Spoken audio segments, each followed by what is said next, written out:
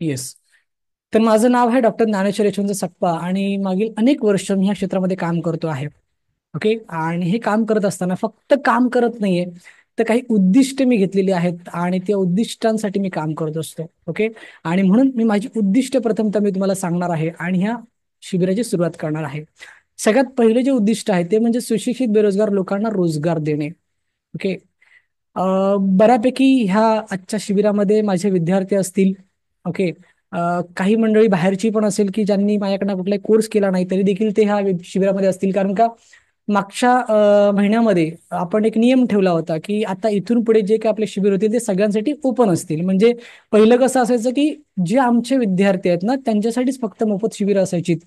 पण मी पाहिलं की आपलेच विद्यार्थी पण त्यांना वेळ मिळत नाही, मग ते वेळेत उपस्थित राहत नाहीत, मग कमी संख्या व्हायला लागली. मग मी ठरवलं की चला आपण जे ज्ञान देतो ते इतरांना पण जर मिळालं तर खूप चांगलं होईल आणि आपण ओपन ठेवलंय.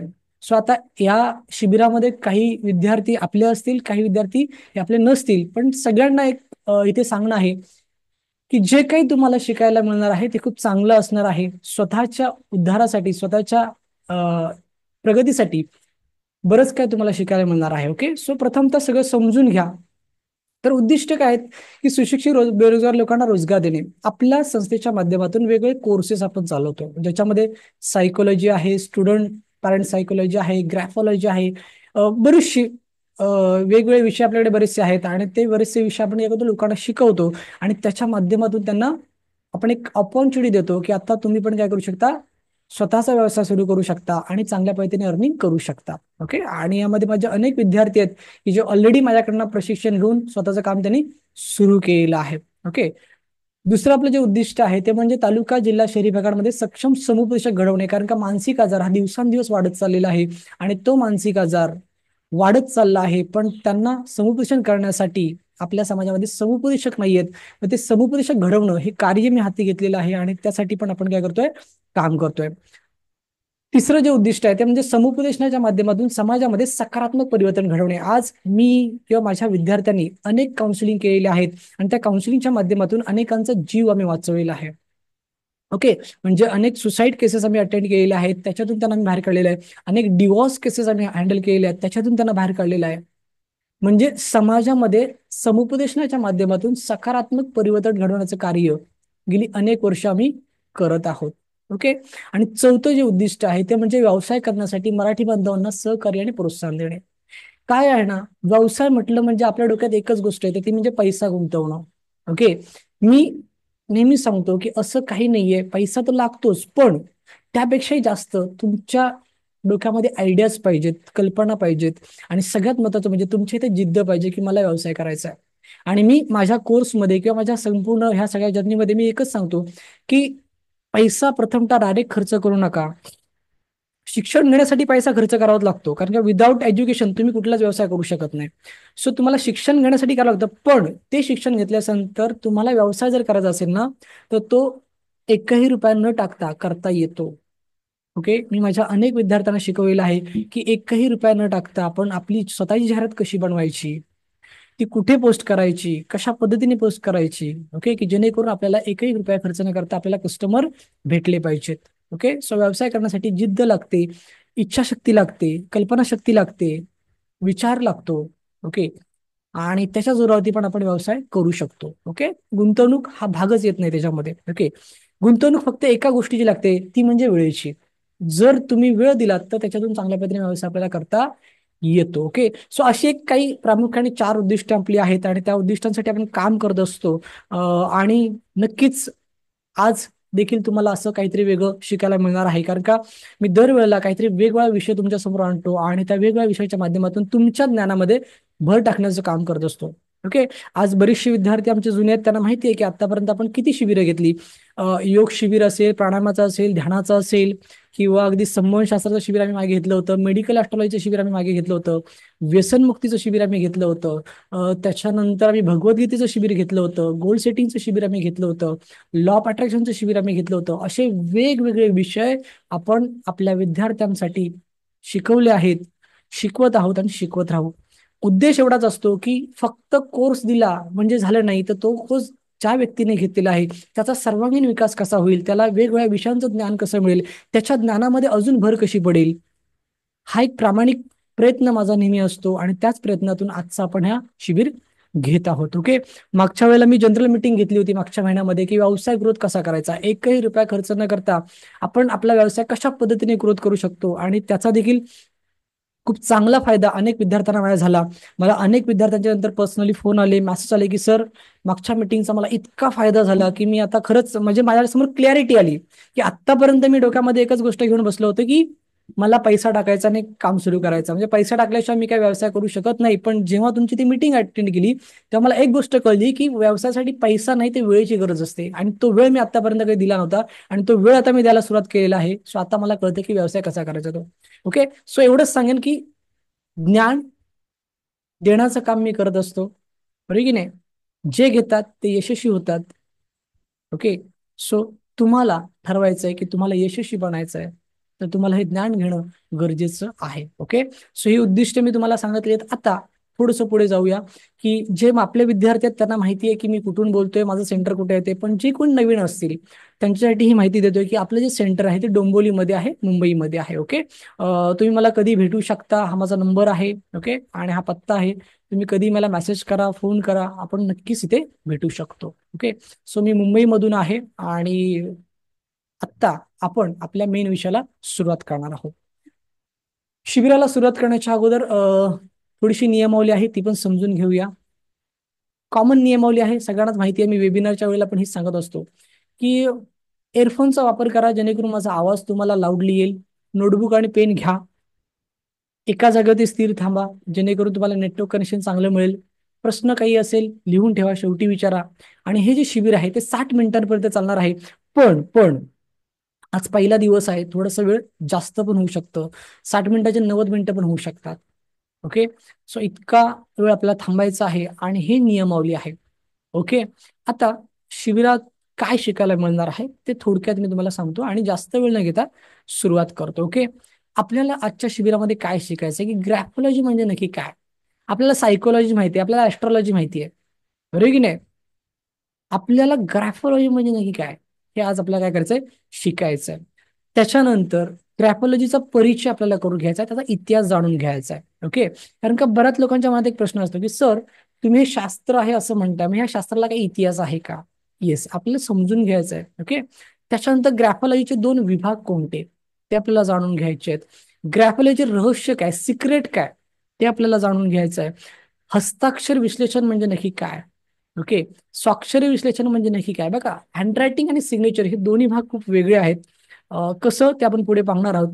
ग्रॅफोलॉजी क्षेत्रात व्यवसाय संधी आहे का. ओके. आणि 8 म्हणजे धन्यवाद. ओके. असे 8 टॉपिक आपल्याला आज आणि उद्या अशा 2 दिवसामध्ये काय करायचं आहे, अभ्यासायचे आहेत. ओके. सो हे 8 टॉपिक आपण काय करणार आहोत, स्टेप बाय स्टेप अभ्यासणार आहोत. पण मी थोडस एक तुम्हाला इथे विचारतो की किती लोकांना ग्रॅफोलॉजी बद्दल माहिती आहे. त्यांनी यस टाईप करायचं आहे. ज्यांनी कोर्स केलाय माझ्याकडनं त्यांनी पण यस टाईप करायचं आहे. आणि ज्यांना याच्यातलं काहीच माहिती नाहीये ना त्यांनी नो टाईप करायचंय. ओके. आणि नो टाईप करायचंय. बघू दे मला की किती लोकांना याच्याबद्दल माहिती आहे. जे आपले विद्यार्थी आहेत त्यांनी बिंदास यस टाईप करा, काही टेन्शन नका घेऊ. तुमची आज रिव्हिजन होणार आहे, बरोबर की नाही.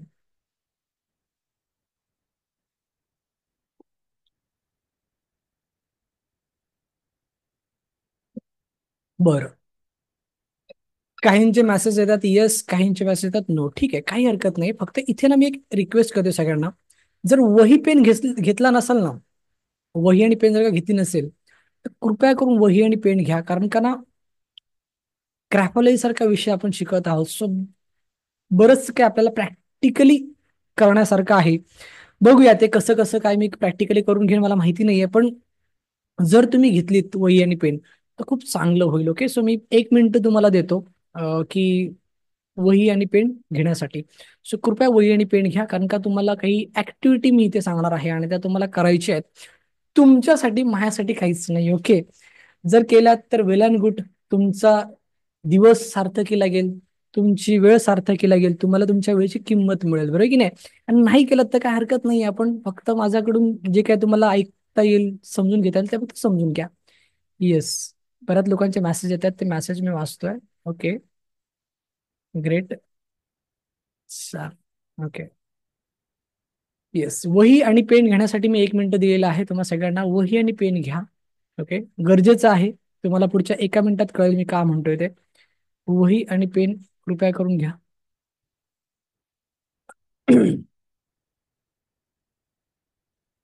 येस, येस, येस, खूप लोकांचे मेसेज येतात. ओके.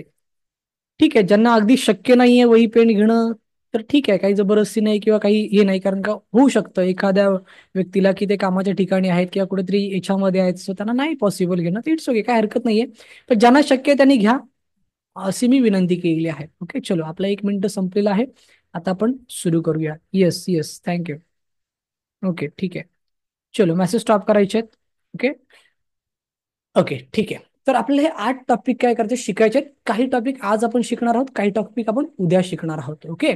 सो एका दिवसामध्ये आपल्याला हे सगळं शिकायचं नाहीये. आता आता सगळ्यात महत्वाचं म्हणजे तुम्हाला काय करायचंय. ग्राफॉलॉजी शिकण्याच्या अगोदर तुम्हाला काय करायचंय, तर तुम्ही वही आणि पेन घेतली आहे, बरोबर की नाही. तर ज्यांनी ज्यांनी वही आणि पेन घेतलेली आहे ना, त्यांनी काय करायचंय, स्वतःचं नाव. ओके. स्वतःचं नाव लिहायचं आहे. ओके. त्याच्यानंतर प्रेझेंट हँडरायटिंग याच्यामध्ये काय करायचंय, स्वतःचा पत्ता टाकून द्या किंवा स्वतःबद्दल 2 ते 3 ओळी लिहू शकता, काही हरकत नाही. ओके. आणि आयडियल हँडरायटिंग असा एक कॉलम ठेवायचा आहे आणि तो ब्लँक ठेवा, तिथे काहीच करू नका. बघा काय करायचंय, 3 स्टेप मी तुम्हाला सांगितल्यात. पहिलं म्हणजे स्वतःचं संपूर्ण नाव लिहा वरती. ओके. त्याच्यानंतर प्रेझेंट हँडरायटिंग मध्ये काय करा, तुमची स्वतःबद्दलची 1-2 ओळी काही लिहू शकता. ओके. आणि आयडियल हँडरायटिंग असं एक टॅग टाका खाली आणि तो मोकळा ठेवा. ओके. फास्ट फास्ट मध्ये करायचंय. चलो. येस, इंग्लिशमध्ये करायचं, इंग्लिशमध्ये करायचंय. ओके. मराठीत केलं तरी पण काही हरकत नाहीये, इंग्लिशमध्ये केलं तरी पण काही हरकत नाहीये. ओके. कुठेही करा, मराठीत करा, इंग्लिशमध्ये करा, काही हरकत नाही. ओके. स्टार्ट. चलो. मी एक 10-15 सेकंद मी थांबतोय. ओके. स्वतःचं संपूर्ण नाव, स्वतःबद्दल 1-2 ओळी आणि नंतरचे कॉलम आहे तो ब्लँक ठेवायचा आहे. ओके. येस, आय होप की तुम्हाला सगळ्यांचं लिहून झालेलं असेल. ओके. ज्यांनी लिहिलंय त्यांच्यासाठी ग्रेट, गुड, शुभेच्छा.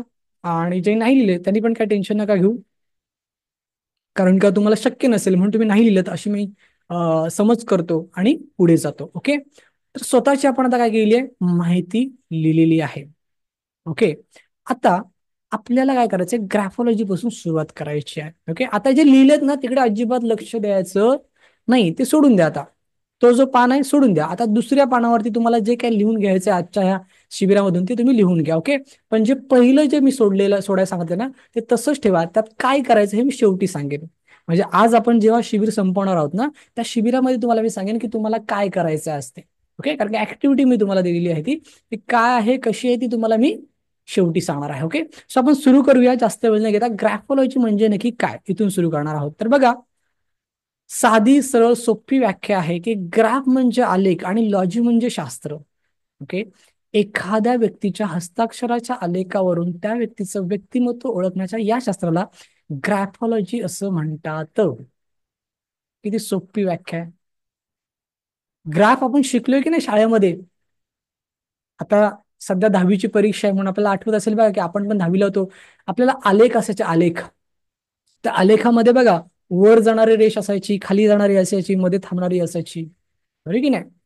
आपल्याला शिकवलंय आपल्या गुरुजींनी, आपल्या बाईंनी. ओके. की ग्राफ कसा असला पाहिजे किंवा कसा असतो. येस, आपल्या वेळेला गुरुजी आणि बाईच होत्या ना, म्हणजे सर आणि मॅडम आपल्या मुलांना नाहीत, आपल्याला सर आणि मॅडम नव्हत्या, म्हणजे मला तरी नव्हत्या, मला गुरुजी आणि बाईच होते. ओके. सो आपल्या गुरुजींनी, आपल्या बाईंनी आपल्याला तो ग्राफ शिकवलेला आहे. ओके. सो तो ग्राफ प्रत्येकाच्या हस्ताक्षरामध्ये पण असतो. ओके. आणि लॉजी म्हणजे काय, शास्त्र, एखाद्या विषयाचं शास्त्र, शास्त्रीय अभ्यास. ओके. सो इथे अशी ही जी फोड आहे, लक्षात घ्या. ग्राफलॉजी फोड काय, ग्राफ म्हणजे आलेख, लॉजी म्हणजे शास्त्र. एखाद्या व्यक्तीच्या हस्ताक्षराच्या आलेखावरून त्या व्यक्तीचं व्यक्तिमत्व म्हणजे पर्सनॅलिटी, ओके, त्याची पर्सनॅलिटी, त्याचं बिहेवियर ओळखण्याच्या या शास्त्राला ग्राफॉलॉजी असं म्हणतात. इतकी साधी सरळ सोपी व्याख्या आहे मित्रांनो. ओके. अजून थोडंसं पुढे आपण जाऊया आणि तिथे समजून घेऊया की हस्ताक्षरांचा शास्त्रोक्त पद्धतीने केलेला अभ्यास आणि त्याचे केलेले विश्लेषण म्हणजे देखील ग्राफॉलॉजी आहे. ओके. थोडीशी ऍडव्हान्स व्याख्या येते. पहिल्या ह्याच्यात काय त्यांनी फोड करून सांगितलेली आहे. ओके. आणि त्यात त्यांनी फक्त काय सांगितलं की हस्ताक्षरांचा अभ्यास, आलेखाचा अभ्यास. इथे थोडंसं वेगळं सांगितलंय की हस्ताक्षरांचा शास्त्रोक्त पद्धतीने केला अभ्यास, म्हणजे फक्त अभ्यास नाही तर तो कसा, म्हणजे फक्त ढोबळ मनाने आपण म्हणतो की नाही असाच, असा नाही, शास्त्रोक्त पद्धत. मग आता तुमच्या मनात प्रश्न असेल की सर, ग्राफॉलॉजीला कसलं आलंय शास्त्र? आतापर्यंत आम्ही इतकं शिक्षण घेतलेलं आहे, म्हणजे शाळा, कॉलेज किंवा इतर डिग्रीज, डिप्लोमा सगळं केलेलं आम्ही, पण ग्राफॉलॉजी वगैरे असं कधी कानावरती ऐकायला पण नाही आलेलं, किंवा असं काही ते असतं हे पण आम्हाला कुठे ऐकायला नाही मिळालं. आणि तुम्ही म्हणते की ह्याला शास्त्रीय पद्धत आहे किंवा शास्त्र आहे, हाऊ इट्स पॉसिबल, कसं काय शक्य आहे? बरोबर की नाही? सो ठीक आहे, तुमचा प्रश्न अतिशय बरोबर आहे, योग्य आहे, रास्त आहे, जो मला काही वर्षापूर्वी पडला होता. बरोबर की नाही? सो बोलूया आपण त्याच्याबद्दल. पण खरंच ह्याला शास्त्र आहे का, किंवा ही शास्त्रीय पद्धत आहे का? डेफिनेटली आहे. काय, कशी, ती तुम्हाला मी पुढे स्टेप बाय स्टेप सांगणारच आहे. काही टेन्शन घेण्याची गरज नाहीये. ओके. पण इथे ना थोडासा एक गैरसमज असतो काही लोकांचा, तो थोडक्यात मी दूर करतोय. की काही लोकांना काय वाटतं की सर, ग्राफॉलॉजी म्हणजे हस्ताक्षर सुधारण्याचे क्लासेस वगैरे आहेत का? तर नाही. हस्ताक्षर सुधारण्याचे जे क्लासेस असतात ते हँडरायटिंग इम्प्रुव्हमेंट, ज्याला आपण म्हणतो हँडरायटिंग इम्प्रुव्हमेंटचे क्लासेस, हे वेगळे असतात. ओके. ते नाहीत हे. ग्रॅफोलॉजी हे वेगळं आणि हँडरायटिंग इम्प्रुव्हमेंट हे वेगळं, लक्षात घ्या. मग ग्रॅफोलॉजी म्हणजे नक्की काय, तर आपल्याला ह्या दोन व्याख्या समजल्या, पण अतिशय सोपी व्याख्या जर तुम्हाला सांगायची झाली ना, तर मी ती पुढे सांगतोय की ग्रॅफोलॉजी म्हणजे समुपदेशन करण्याचं एक माध्यम आहे. येते लक्षात? समुपदेशन करण्याचं काय आहे, माध्यम आहे. कसं, हे तुम्हाला पटवून देऊ शकतो. ओके. बघा, आज आपल्या आजूबाजूला अनेक मंडळी वेगवेगळ्या पद्धतीने काय करते, काउन्सलिंग करते. कोणी मानसशास्त्राच्या आधारे काउन्सलिंग करते, बरोबर की नाही? कोणी वास्तुशास्त्राच्या आधारे काउन्सलिंग करते, कोणी अंकशास्त्राच्या आधारे काउन्सलिंग करते, कोणी गृहशास्त्रांच्या आधारे काउन्सलिंग करते. गृह नाही, ग्रहशास्त्र. ओके. ग्रहांचा अभ्यास. ओके. कोणी हस्तरेषेच्या आधारे काउन्सिलिंग करते, कोणी कुंडलीच्या आधारे काउन्सिलिंग करते. म्हणजे थोडक्यात काय की आज आपल्या आजूबाजूला समाजामध्ये अनेक मंडळी आहे जी समुपदेशन करते, पण ते प्रत्येकाचं समुपदेशनाचं माध्यम आहे ना, माध्यम ते वेगळं आहे. येते लक्षात? ते वेगळं आहे.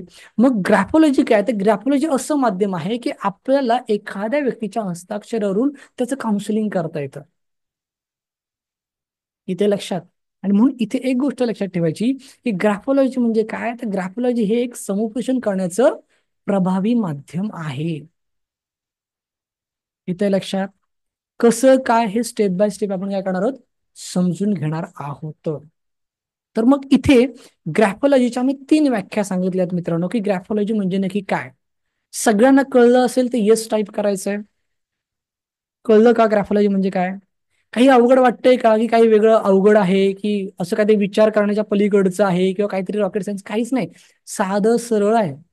पण ते काय झालंय, आपल्यापर्यंत कधी पोचलंच नाही, म्हणून आपल्याला ते माहिती नाही. आणि म्हणून आपल्याला असं वाटतं की हे फ्रॉड आहे, हे चुकीचं आहे, हे फसवणूक आहे, हे लबाड धंदे आहेत, हे आपण अशी अनेक नावं ठेवतो. का? कारण का त्या शास्त्राचा आपण कधी अभ्यास करायला गेलो नाही, ते शास्त्र आपल्यापर्यंत कधी आलं नाही, आणि म्हणून आपण काय करतो, बिनधास्त त्याला नाव ठेवून मोकळं होतो. पण असं नाहीये. इथे लक्षात. असं नाहीये. म्हणून मी नेहमी एक वाक्य माझ्या विद्यार्थ्यांना सांगतो, किंवा मी माझ्या प्रत्येक ट्रेनिंगमध्ये सांगतो की ना, अर्धज्ञान हे घातकी असतं. आणि अर्धज्ञान म्हणजेच काय, अज्ञान. अज्ञान हे आपल्याला अपयशाकडे घेऊन जातं, आणि ज्ञान हे आपल्याला यशाकडे घेऊन जातं. जर तुम्हाला आयुष्यामध्ये यशस्वी बनायचं असेल ना, ज्ञानी बना, बरीच प्रगती कराल. आणि म्हणून आपल्याला ज्ञानी बनायचंय. की ग्रॅफोलॉजी म्हणजे नक्की काय, तर ग्रॅफोलॉजी हे समुपदेशन करण्याचं प्रभावी माध्यम आहे, बाकी काहीच नाहीये. तुम्हाला माहिती आहे प्रॉब्लेम काय झालाय, ग्रॅफोलॉजी बद्दल आपल्याला का माहिती नाहीये? कारण हे मराठीमध्ये कोण शिकवतच नाही ना. हल्ली हल्ली आता मराठीमध्ये शिकवणारे बरेचसे लोक आलेत पुढे, पण जो काळ माझा होता, जो म्हणजे 2006 पासून जे काही मी ह्या क्षेत्रामध्ये काम करतोय, त्या काळी फक्त फक्त इंग्लिश आणि हिंदीमध्ये शिकवलं जातं. हे बाकी मराठीमध्ये कोणी शिकवायला तयार नाही किंवा कोणी सांगत पण नाही. म्हणजे त्याला असं काही डोक्यावरती घेऊन ही लोक मिरवतात ना, की बरे हा हा graphology it's not your subject, you can't learn it. Direct English फाडतात. म्हणजे एक सर्वसामान्य मराठी माणूस किंवा एक मिडल क्लास माणूस हे शास्त्र शिकूच शकत नाही, अशी काहीशी हवा मार्केटमध्ये गेली होते. म्हणजे मी माझा एक अनुभव नेहमी शेअर करतो, की मी अंधेरीला काय ट्रेनरकडे मी अटेंड करत होतो. मी 7 ते 8 लोकांकडून ह्याचं प्रशिक्षण घेतलेलं आहे. तर मला असं सांगण्यात आलं की mister Dnyaneshwar, if you are not comfort and fluent in English then you can't attend it. मी म्हटलं why sir, if I can't understand I can ask you in Hindi. आपको हिंदी आता है, मेरे को हिंदी आता है, हम लोग हिंदी में बात करेंगे. म्हणजे भाषेचा असा काही ह्या लोकांनी हे टाकलेलं ना, की मराठी माणूस हे शिकू शकत नाही, त्याला तुम्हाला इंग्लिशच यावी लागेल. मी इथे ना एक विश्वास देतो तुम्हाला, असं काहीच नसतं. ग्रॅफॉलॉजी काय, जगातलं कुठलंही शास्त्र तुम्ही तुमच्या स्वतःच्या ओन भाषेमध्ये शिकू शकता, मातृभाषेमध्ये शिकू शकता, जेव्हा आपली इच्छा असते तेव्हा. ओके. आणि जेव्हा हे माझ्या लक्षात आलं की अरे आपल्या समाजामध्ये बऱ्याच लोकांना शिकायचंय, समजून घ्यायचंय, पण पण आपल्या भाषेत ते उपलब्धच नाहीये ना. आणि तेव्हापासून मग मी आपल्या भाषेमध्ये ते प्रशिक्षण द्यायला सुरुवात केलं. येते लक्षात? ओके. सो सांगा तात्पर्य काय माहितीये का, अतिशय साधा सोप्पा असा हा अभ्यासक्रम आहे. ओके. त्यातला काही भाग आज आपण शिकणार आहोत आपल्या मोफत शिबिरामध्ये. आणि त्यासाठी आपण पहिला जो टॉपिक शिकलो तो म्हणजे ग्रॅफोलॉजी म्हणजे नक्की काय.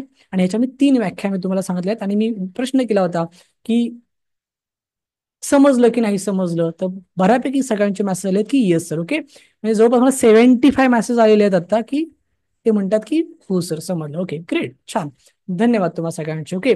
आता एक स्टेप पुढे जाऊया, की तुमच्या मनात प्रश्न आहेत की नाही, सर ग्रॅफोलॉजी म्हणजे नक्की काय हे तुम्ही सांगितलं, पटलं आम्हाला. ओके. पण थोडंसं आम्हाला असं जाणून घ्यायचं की खरंच शास्त्र आहे का, मग ते कुठून आलं, कधी आलं, कोणी आणलं, त्याच्याबद्दल काही लिखित कुठे काय आहे का, त्याच्याबद्दल काही पुस्तक आहे का, बरं की नाही. अनेक अनेक प्रश्न तुमच्या मनात आहेत. Okay great. तुमचे प्रश्न असतील तरच मला शिकवायला मजा येईल, लक्षात घ्या. ओके. सो म्हणून आपण पुढचा टॉपिक घेऊया, की ग्रॅफॉलॉजी परिचय आणि त्याचा इतिहास. ओके. काय आहे त्याचा परिचय, काय आहे त्याचा इतिहास. तर सगळ्यात प्रथमतः एक गोष्ट क्लिअर करू इच्छितो, की हे जे शास्त्र आहे ना, किंवा हा जो काय अभ्यासक्रम आहे, हा भारतीय नाही आहे. ओके. हा जो अभ्यासक्रम आहे तो जर्मन मधून भारतात आलेला आहे. ओके. जर्मनी या देशातून आपल्या भारतामध्ये आलेलं हे शास्त्र आहे, असं ह्याच्या रिसर्च मधून आपल्याला कळतं. म्हणजे मी गेली अनेक वर्ष याच्यावरती अभ्यास करतोय, अनेक एक्सपेरिमेंट करतोय. तर त्या एक्सपेरिमेंटच्या माध्यमातून एवढंच फक्त कळतं की हे जे शास्त्र आहे ते शास्त्र कुठून आलेलं आहे, जर्मन मधून भारतात आलेलं आहे. ओके. हे भारतीय नाहीये. ओके. बरं, एक छोटीशी विनंती मगाशीच करायला पाहिजे होती, पण ती मी आत्ता करतोय. बघा, आज आपण कशाला जमलो आहोत, तर एक ग्रॅफॉलॉजी सारखा विषय समजून घेण्यासाठी, शिकण्यासाठी, बरोबर की नाही. सो माझी एक नम्र विनंती आहे आपल्या काही विद्यार्थ्यांना, की काही विद्यार्थी मेसेज करतात की सर माझ्या अभ्यासक्रमाची लिंक डिलीट झाली आहे, मला परत पाठवा. काही लोक मेसेज करतात सर माझं सर्टिफिकेट पाठवा. काही लोक म्हणतात सर मला तुमच्याशी बोलायचं आहे. मला सांगा हो, यासाठी आपण इथे जमलो आहेत का? ह्यासाठी आपण इथे जमलोय का? तुम्ही माझ्या व्हॉट्सअप ग्रुपमध्ये आहात, व्हॉट्सअप ग्रुपला 2-2 नंबर माझे ऍडमिनला आहेत, बरं की नाही. करा ना मेसेज मला, करा ना फोन मला. इथे काहीतरी शिकायला आलोय की नाही. सो इथे कशाला तो मेसेज करताय, इथे कशाला तो, काय होतंय, तुमचं नोटिफिकेशन सतत येतात समोर, बरोबर की नाही. आणि मग ते पुढे पुढे आल्याच्या नंतर मला तिकडे बघावं लागतं की अरे कोणाचा काय प्रॉब्लेम आहे का, कोणाला काही ऐकायला येत नाही का. सो माझं असं म्हणणं आहे, सगळ्यांना विनंती आहे, कृपया करून तुम्हाला जर काही अडचण असेल, काही प्रश्न असेल, बिनधास्त मला नंतर मेसेज करा. तुम्हाला सगळं पाठवलं जाईल, पण आता प्रथमतः शिकण्याकडे लक्ष द्या. ओके. मी खरं बोललो, योग्य बोललो की चुकीचं बोललो, येस ऑर नो. फोकस. किती लोकांचा आहे बघूया, yes or no, yes or no.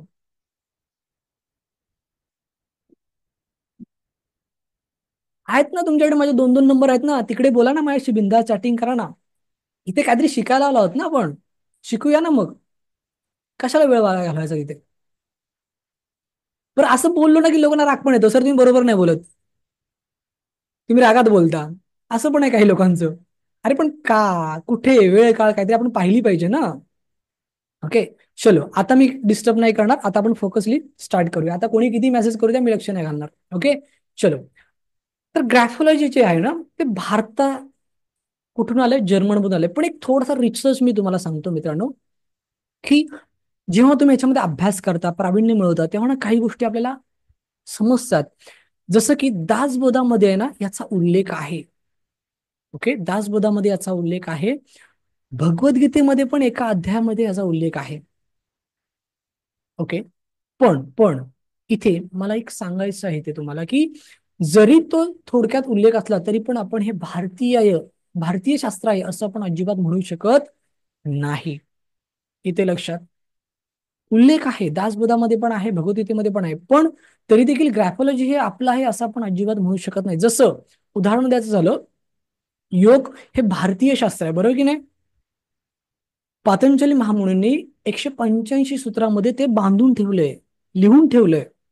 आपल्याकडे अष्टांग योगा आहे, यम, नियम, आसन, प्राणायाम, प्रत्याहार, ध्यान, धारणा, समाधी, बरोबर की नाही? आपल्याकडे हा अष्टांग योग सांगितलेला आहे, लिखित स्वरूपात आहे, पुराव्यासहित आहे आपल्याकडे. आणि म्हणून आपण असं म्हणतो की हे योग हे आपलं शास्त्र आहे. प्रॉब्लेम म्हणजे दुर्दैव असं आहे आपलं, की आपलं आपल्याला पटत नाही किंवा आपलं आपल्याला समजत नाही. हे भारतीय लोक त्याच्यावरती रिसर्च करतात, भारतीय लोक त्यावरती एक्सपेरिमेंट करतात, आणि मग त्यांना त्याचे रिझल्ट मिळतात, आणि मग ते शास्त्राच्या डोक्यावरती घेतात, आणि मग ते आपल्याकडे येतं, आणि मग त्याचा आपण अभ्यास सुरू करतो. म्हणजे योग हे बाहेरच्या देशात गेलं, तिथे लोकांना चांगला रिझल्ट मिळाला, आणि मग ते योगा होऊन आपल्याकडे आलं. येते लक्षात? योगा होऊन ते आपल्याकडे आलं, म्हणजे ला एक काना लागून तो आपल्याकडे आला, योगा होऊन आला तो. हे आपलं दुर्दैव आहे. सेम आयुर्वेद हे आपलं आहे, पण आयुर्वेद हे बाहेरच्या देशात गेलं, तिथल्या लोकांनी रिसर्च केला, तिथल्या लोकांनी त्याची पीएचडी केला, तिथल्या लोकांनी तिथे एक्सपेरिमेंट केले, आणि मग तो आयुर्वेदा, म्हणजे हल्ली डिप्लोमा पण काय Ayurveda, diploma in Ayurveda. Okay. म्हणजे हे जे आहे ना, हे इथे मला तुम्हाला काय सांगायचं आहे, की आज आयुर्वेद झालं, योग झालं, पुरावे आहेत आपल्याकडे की हे भारतीय आहे, पण ग्रॅफोलॉजीचे पुरावे आपल्याकडे नाही आहेत, एवढंच मला तुम्हाला सांगायचं आहे. ओके, ग्रॅफोलॉजीचे पुरावे नाही आहेत, फक्त त्याचा उल्लेख आपल्याला बघायला मिळतो. ओके. सो ठीक आहे, आपण थोडंसं पुढे जाऊया, तिथेच न अडकता, की आता थोडंसं पुढे असं जायचंय की ग्रॅफोलॉजी बद्दलचं जे काही पुस्तक आहे ते कोणी प्रकाशित केलं, कधी प्रकाशित केलं, बरं ते कुठल्या लँग्वेजमध्ये आहे, तर ते इंग्लिशमध्ये आहे. इसवी सन 1622 मध्ये कॉमिलो बॉन्डो नावाचे लेखक होते, त्यांनी प्रकाशित केलं. आता विचार करा, आपण कुठे आहोत? 2025 मध्ये, आणि हे पुस्तक कधी लिहिलं गेलं आहे? इसवी सन 1622 मध्ये. ओके. आणि कुठल्याही तुम्ही लायब्ररीमध्ये जा, बऱ्याच ठिकाणी नाही आहे उपलब्ध, पण काही ठिकाणी आहे, जिथे मोठमोठ्या लायब्ररी तिथे तुम्हाला ते बघायला मिळेल. कॉमिलो बॉन्डो नावाचे लेखक आहेत, त्यांनी हे पहिलं पुस्तक लिहिलं होतं 1622 मध्ये. ओके, ग्रॅफोलॉजीवरचं.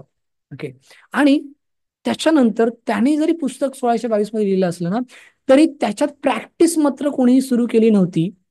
ती प्रॅक्टिस मिल्टन बंकर नावाचे शास्त्रज्ञ होते, त्यांनी इसवी सन 1915 मध्ये सुरुवात केली. म्हणजे पुस्तक केव्हा लिहिलं गेलं? 1622 मध्ये. त्याच्यानंतर जे प्रॅक्टिकली काम, ज्याला आपण म्हणतो की लोकांचं हस्ताक्षर घेणं आणि त्याच्यावरती त्यांचं विश्लेषण करून देणं, हे कधी सुरू झालं? तर 1915. म्हणजे इतका मोठा कालावधी तिथे गेलेला आहे, लक्षात घ्या. 1622 ते 1915 इतका मोठा कालावधी फक्त रिसर्च आणि एक्सपेरिमेंट वरती गेला.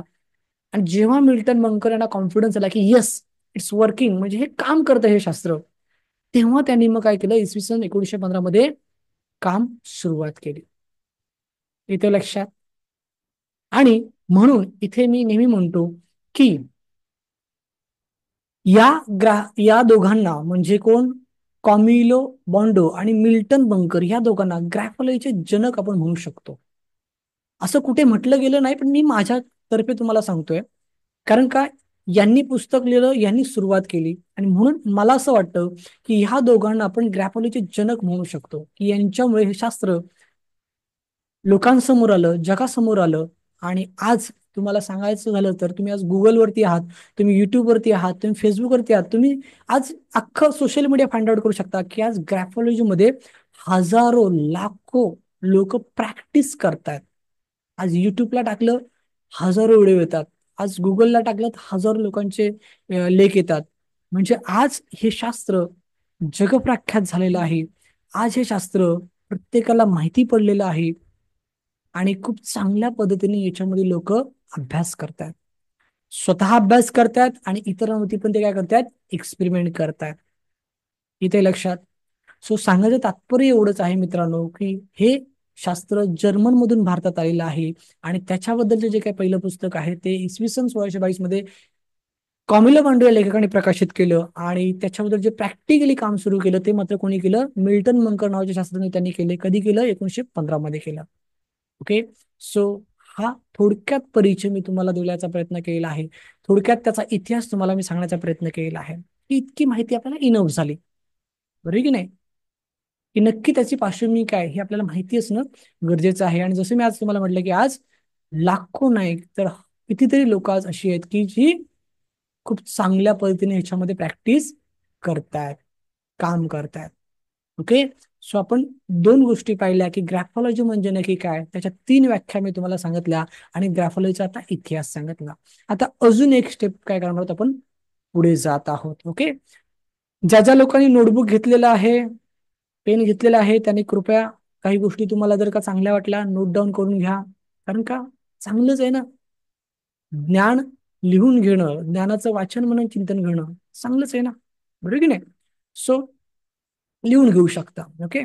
चलो, तिसरा आता महत्वाचा टॉपिक आपण अभ्यास करणार तो म्हणजे की ग्रॅफॉलॉजीचे विभाग कोणते आहेत. ओके.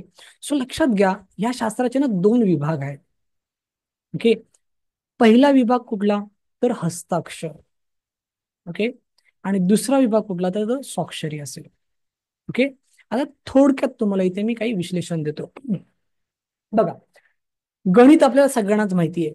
गणिताचे 2 विभाग पडतात, एक गणित म्हणजे बीजगणित आणि एक भूमिती, बरोबर की नाही, किंवा समाजशास्त्र, इतिहास, भूगोल, नागरिकशास्त्र, अर्थशास्त्र, बरोबर की नाही. तसंच ग्रॅफॉलॉजी मध्ये पण आहे ना अशा पद्धतीने विभाग आहेत. जसं मी सायकोलॉजीचा अभ्यासक्रम सांगतो, त्याच्यामध्ये पण student psychology, parent psychology, general psychology, बरोबर की नाही. सो कधी लक्षात ठेवायचं की वेगवेगळे विभाग हे प्रत्येक शास्त्राचे असतात. तसंच या शास्त्राचे देखील विभाग आहेत मित्रांनो. ओके. आणि ते विभाग कुठले, एक आहे हस्ताक्षर आणि दुसरा आहे स्वाक्षरी. ओके. मग हस्ताक्षर आणि स्वाक्षरी ह्या दोघांबद्दल आपल्याला काय करायचंय आज, समजून घ्यायचंय, शिकायचंय. पण मग इथे हस्ताक्षरच पहिलं का, स्वाक्षरी दुसरं का, हा एक मोठा प्रश्न आहे. ओके. कोणी सांगू शकतं का की सर हस्ताक्षरच पहिलं का आणि स्वाक्षरी नंतर का, कोणी सांगू शकतं का, काय सांगाल. हे हे 2 विभाग आहेत, हे दोन्ही विभाग आपल्याला शिकायचे आहेत. पण त्यातला पहिला आपल्याला हस्ताक्षर शिकायचा आहे, नंतर स्वाक्षरी शिकायचं आहे. पण हस्ताक्षरच पहिला का, असा मी प्रश्न केलाय. काय सांगता येत आहे का बघा, थोडस डोकं लावूया आपण, आहे की नाही, म्हणजे झोप उडून जाईल. थोडस डोकं लावूया आपण.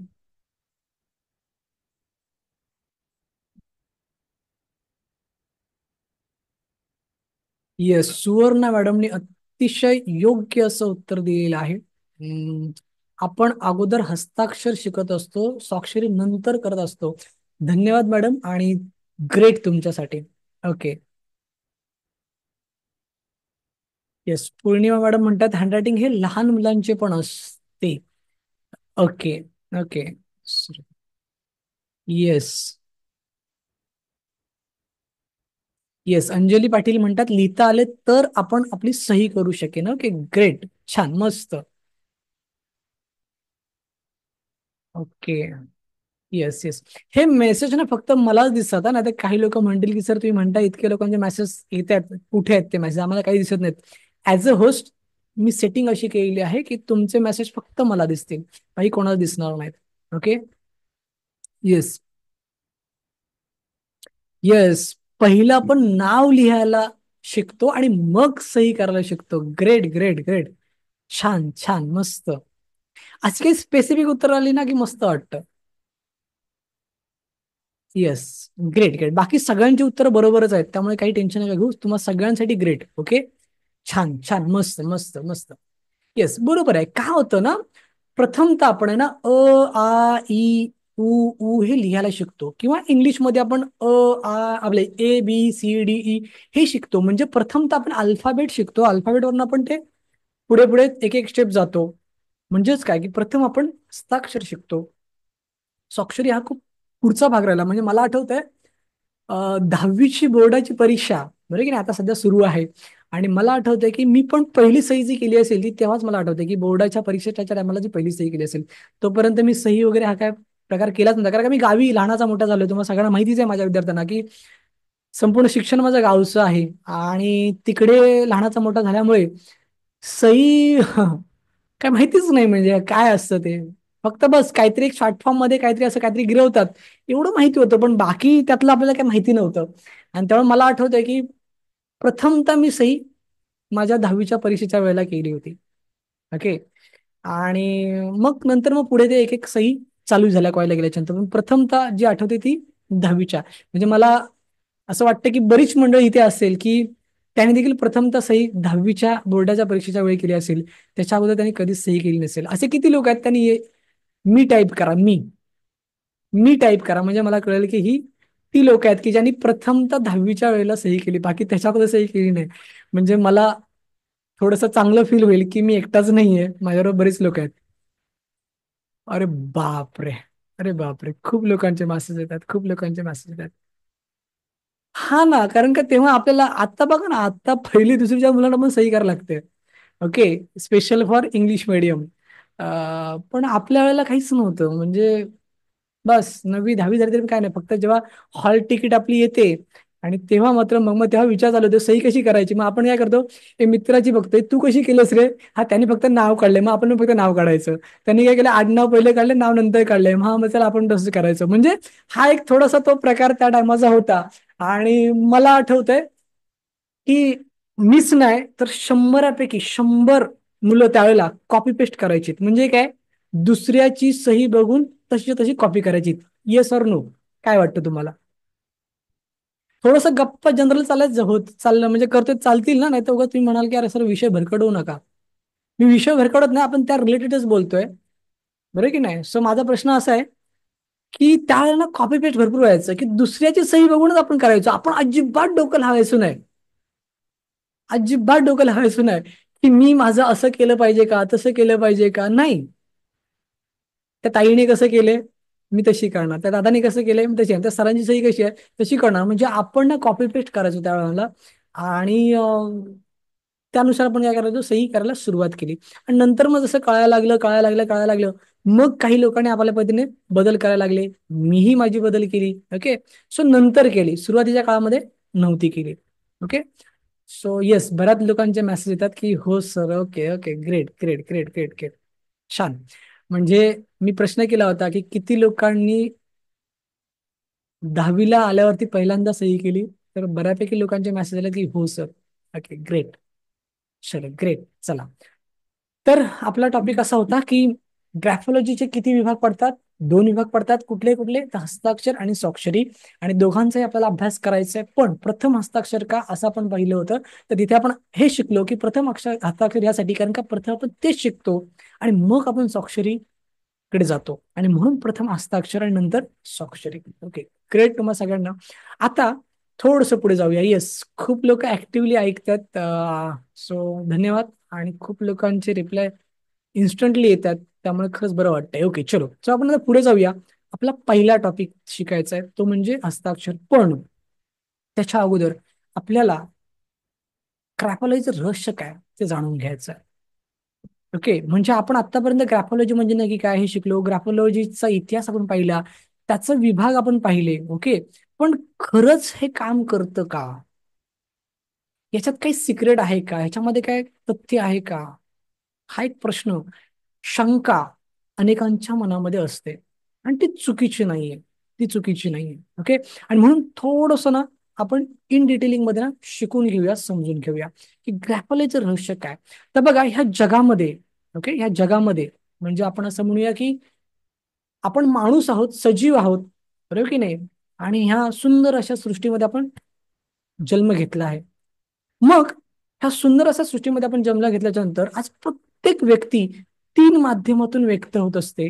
ओके. त्यातलं पहिलं माध्यम जे आहे ते म्हणजे वर्बल कम्युनिकेशन. वर्बल कम्युनिकेशन म्हणजे काय? शाब्दिक संवाद, जो मी तुमच्याशी करतोय, की जिथे शब्दांचा वापर केला जातो. क्लिअर? दुसरं जे माध्यम आहे ना ते नॉन वर्बल कम्युनिकेशन, की जिथे शब्दांचा वापर होत नाही, तिथे फक्त हावभाव केले जातात. इथे लक्षात.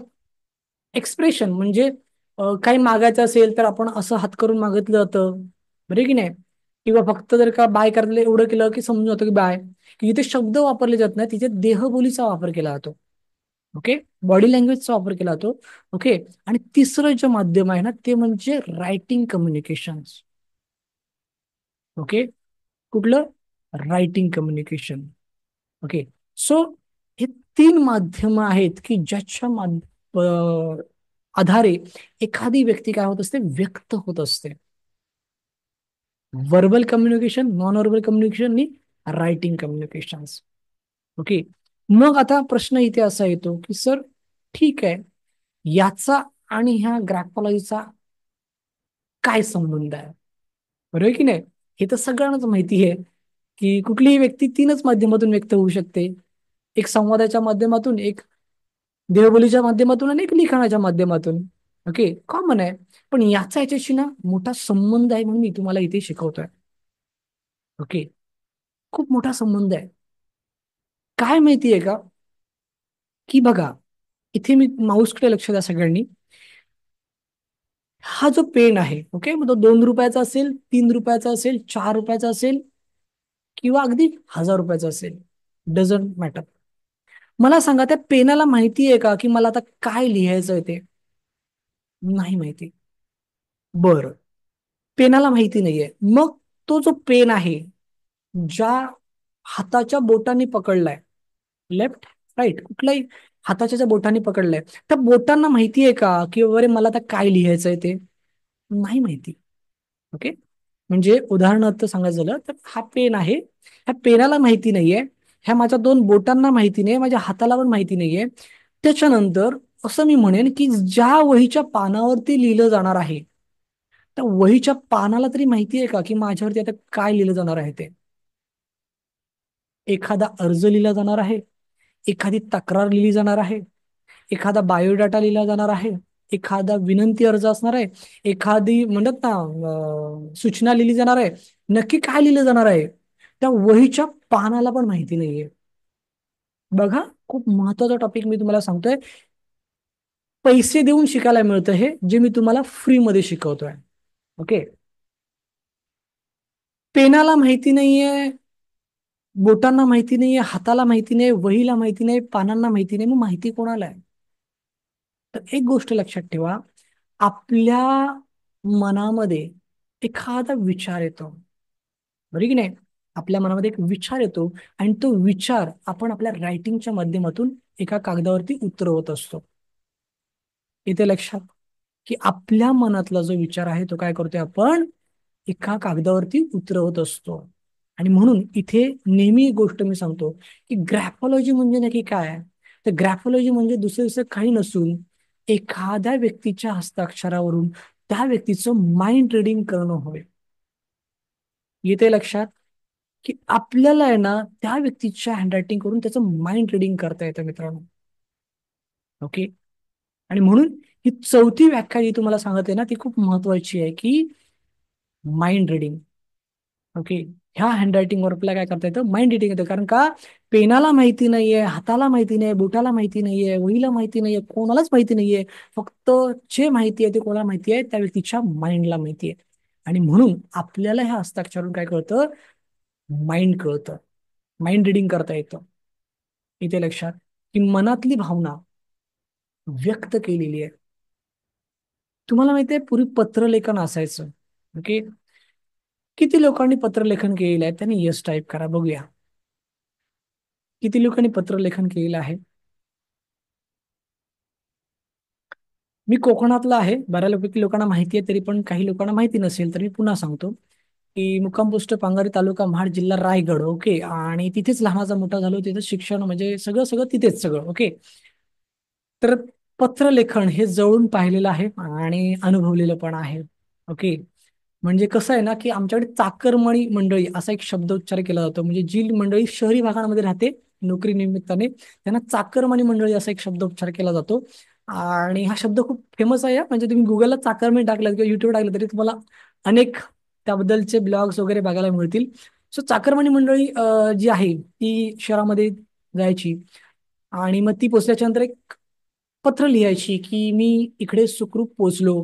ठीक आहे, माझ्याबद्दल कुठलीही काळजी करू नये, चिंता करू नये, इथे सगळे खुशाल आहेत. ओके, तुम्ही तुमची काळजी घेत राहा, शेतावरती सांभाळून जात जा. ओके, आणि लवकरच मी पुढच्या सणाला गावी येतोय. हे पत्र गावी आलं. गावची मंडळी ते पत्र वाचायची आणि त्याला उत्तर द्यायची. ओके, की तुझं पत्र आम्हाला मिळालं, लिहिलेला मजकूर समजला, असंच पत्र पाठवत जाणे, स्वतःची काळजी घेणे, कुटुंबाची काळजी घेणे, बरोबर की नाही. कामावरती जाताना ट्रेन मधनं बस मधनं सांभाळून जाणे. ओके, आम्हाला तुझी काळजी वाटते. लवकरच पुढच्या सणाला बायका पोरांना घेऊन गावाला ये, आम्ही तुझी वाट बघतोय. सो काय होतं ते माहितीये तुम्हाला? त्या भावना ह्या कुठे पेनामध्ये होत्या का? त्या छोट्याशा आपल्या त्या कार्ड वरती होत्या का? माहितीये ना, कार्ड सगळ्यांना, आपण सगळ्यांनी कार्ड वापरला असेल. म्हणजे 25 पैशाचं एक त्याला हे तिकीट मिळायची. 5 पैशाची, सॉरी, 25 पैसे नाही, 5 पैशाची मिळायची. 5 पैसे, 10 पैसे. सो ते चिटकवलं की तो कार्ड आपला जायचा. किंवा मग ते एक वेगळं एक हे असायचं, त्याला आता काय म्हणतात, अंतर्दक्षी काय ते शब्द आहे बघा ना. पत्रलेखन आपण दोन प्रकारे व्हायचं, एक कार्डवरती व्हायचं आणि दुसरं कशावरती व्हायचं. वर्ण काहीतरी नाव आहे त्याला. तार नाही, काहीतरी वेगळं नाव आहे. नाही, आंतरदेशीय असं एक ते हे असायचं. बरोबर बरोबर, हा सॉरी. काय आता तो दिवस ते गेले ना, म्हणजे आपण त्यावेळेला सगळं केलं पण आता ते राहिलं नाही. आता काय व्हॉट्सअप, मोबाईल, एका मिनिटात तुम्ही साता समुद्रापलीकडे, तुम्हाला पत्राची तरी काही गरज नाहीये. येस, तो 1 रुपयाला ते मिळायचं, बरं की नाही. आणि ते आपण हे करायचं, त्याच्यावरती आपण एक हे लावलं की ते पत्र आपलं जायचं. येस, आंतरदेशीय, बरोबर बरोबर. येस, छोटा मजकूर असेल तर ते कार्ड ओके होतं, बरं की नाही. पण जास्त मजकूर असेल तर आपण ते घ्यायचो, बरं की नाही. सो हे दोन मी वापरलेत माझ्या आयुष्यामध्ये. आणि त्याच्यामुळे मला त्याचा अनुभव आहे. येस. तर सांगा तात्पर्य काय, आपण मुद्द्यावरती येऊया की रहस्य काय आहे. तर साधं गणित आहे मित्रांनो, जास्त काय रॉकेट सायन्स नाहीये. खूप काही डोक्यात तर्कवितर्क लावू नका, अति विचार तर अजिबात करू नका, त्याच्या खोलात पण जाण्याचा प्रयत्न करू नका, बरोबर की नाही. हे सत्य असत्य किंवा योग्य आहे काही करू नका. फक्त एकच गोष्ट लक्षात ठेवा, त्या कागदात इमोशन नव्हता, त्या कार्डमध्ये इमोशन नव्हतं. इमोशन इथे होतं, फक्त त्या पेनाच्या माध्यमातून त्या कागदावरती मांडले गेले होते. इथे लक्षात. सो खूप चांगला काळ होता तो. पोस्ट ऑफिसमध्ये आपल्याला जावं लागत असायचं, बरं की नाही. आणि गावामध्ये जर एखादा पोस्ट मास्तर आला खाकी कपडे घालून, तर मला आठवतंय की आम्ही पोरं सगळे त्याच्या मागे लागायचो की मास्टर मास्टर, आमचा काही पत्रवित्र काय तारबीर काय आलेली आहे का.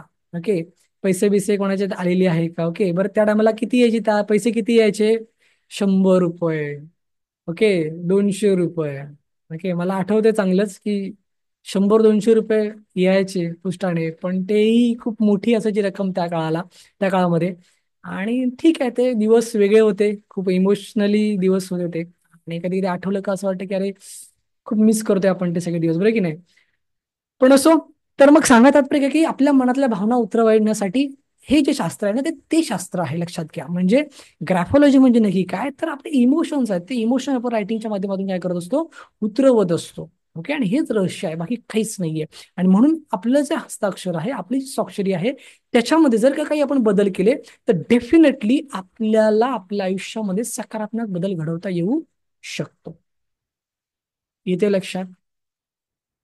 नक्कीच आपल्याला आपल्या आयुष्यामध्ये सकारात्मक बदल घडवता येऊ शकतो. आणि म्हणून तो बदल आपल्याला घडवायचा आहे, आणि तो बदल घडवण्यासाठीच आपल्याला काय करायचंय, काही गोष्टी शिकायच्यात, समजून घ्यायच्यात. ओके, सो ग्राफोलॉजीचं रहस्य काय हे आता आपण काय केलं, इथे अभ्यासलेलं आहे. आता ग्राफोलॉजी म्हणजे नक्की काय हे आपण अभ्यासलं, त्याचा इतिहास अभ्यासला, बरोबर की नाही. त्याच्यानंतर त्याचे दोन विभाग अभ्यासले, त्याचे रहस्य आपण अभ्यासलं. आत्ता आपण थोडस पुढे जाणार आहोत आणि डायरेक्ट आपण हस्ताक्षर विश्लेषणाला काय करणार आहोत, सुरुवात करणार आहोत. म्हणजे इथे आपल्याला बॅकग्राऊंड कळालं सगळं, आपल्याला पूर्ण पार्श्वभूमी कळाली, आपल्याला ग्राफॉलॉजी बद्दलच्या ज्या काय संकल्पना आहेत त्या सगळ्या कळाल्या, त्यातलं सिक्रेट आपल्याला कळालं. ओके. आणि आता आपण काय करत थोडंसं पुढे जात आहोत आणि तिथे आपण पहिला टॉपिक त्याच्यामध्ये आपण जातो म्हणजे हस्ताक्षर विश्लेषण. ओके. तर आता एक गोष्ट लक्षात ठेवा, 4 टॉपिक आपण अभ्यासलेत आणि 5वा टॉपिक अभ्यासलोय तो म्हणजे हस्ताक्षर विश्लेषण. तर याच्यामध्ये आपल्याला इथे काय करायचंय, तर बघा, आपण हे जे शिबिर 2 दिवसाचं ठेवलेलं आहे ते कोणासाठी ठेवलेलं आहे? आपल्यासाठी ठेवलेलं आहे, की आपल्याला आपला सर्वांगीण विकास करायचा आहे. आपल्याला इतरांना हे शिकवायचं नाहीये, त्यासाठी तो वेगळा कोर्स असतो माझा. ओके. शिबिरं कशासाठी आपण घेतो? की आपल्या विद्यार्थ्यांचा सर्वांगीण विकास व्हावा. सो तुमचा सर्वांगीण विकास व्हावा, तुमच्या ज्ञानामध्ये भर पडावी, यासाठी आपले हे शिबिर असतात. ओके. सो मी तुम्हाला जे काही शिकवतोय हे तुमच्या ज्ञानासाठी शिकवतोय, आणि आता जे काही मी तुम्हाला इथून पुढे प्रॅक्टिकली शिकवणार ते पण तुमच्यासाठी शिकवतोय. दुसऱ्याला तुम्हाला शिकवायचं नाहीये ते. ओके. जर तुम्हाला दुसऱ्या शिकवायचं असेल तर त्यासाठी तुम्ही मला नंतर मेसेज करा. ओके. कारण का, ते खूप वेगळं असतं, ते खूप वेगळा अभ्यासक्रम असतो. तर इथे मी तुम्हाला आता काही गोष्टी शिकवणार आहे जे तुमच्यासाठी असणार आहे. ओके. तुम्ही सगळ्यांनी फर्स्ट स्टेप फॉलो केलेली आहेत, की तुमचं संपूर्ण नाव लिहिलेलं आहे, तुमचं आयडियल हँडरायटिंग, आपल्या सॉरी, तुमचं सॅम्पल म्हणजे तुमच्याबद्दलच्या 2-4 ओळी तुम्हाला या सांगतात त्या तुम्ही लिहिलेल्या आहेत, आणि आयडियल हँडरायटिंगसाठी तुम्ही कॉलम ब्लँक ठेवलात. बरोबर आहे की सगळ्यांनी? सो आता 5 टाईपच्या स्लँट्स असतात. ओके. प्रत्येक व्यक्तीच्या हस्ताक्षरामध्ये 5 प्रकारच्या स्लँट असतात. स्लँट म्हणजे काय? तिरकसपणा, दिशा. ओके. ज्याला आपण मराठीमध्ये काय बोलू शकतो? तिरकसपणा किंवा दिशा. ओके. मग 5 स्लँट्स कुठले आहेत?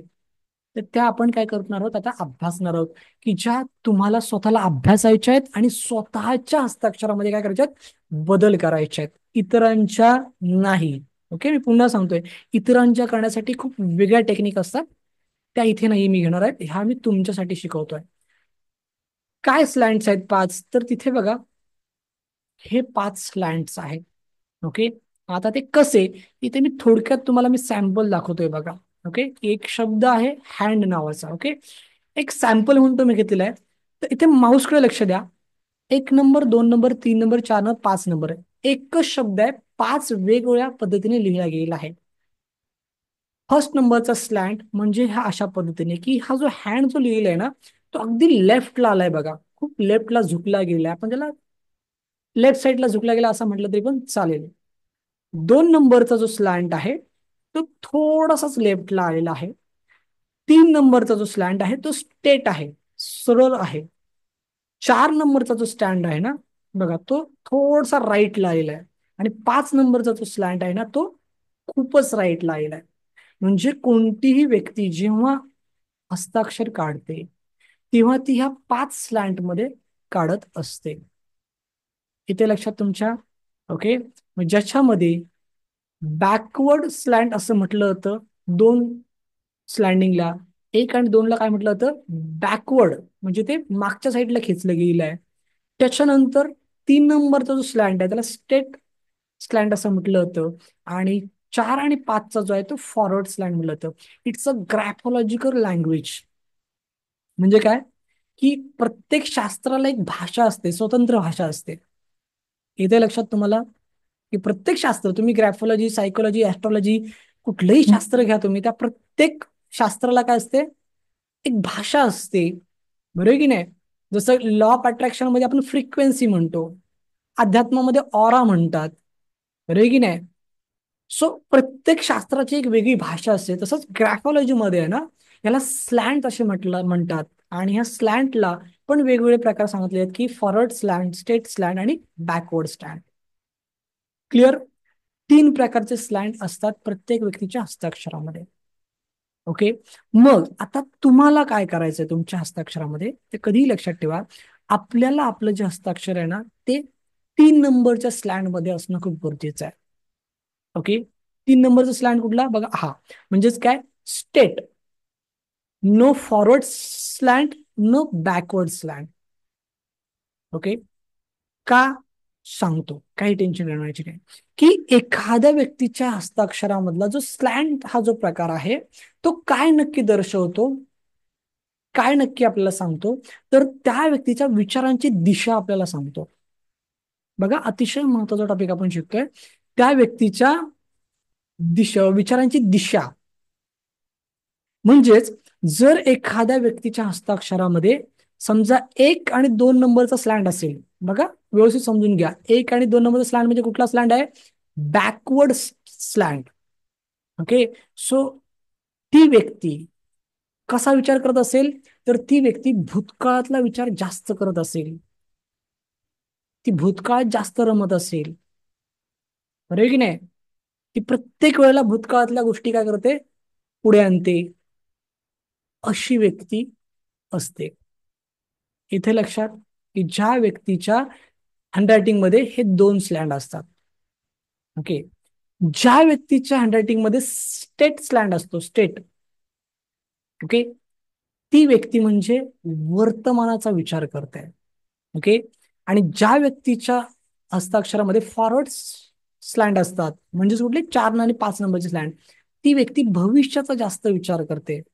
येणाऱ्या दिवसाचा, येणाऱ्या वेळेचा, येणाऱ्या आयुष्याचा, होणाऱ्या घटनांचा, ह्या प्रत्येक गोष्टीचा जास्त विचार करते, असा याचा अर्थ होतो.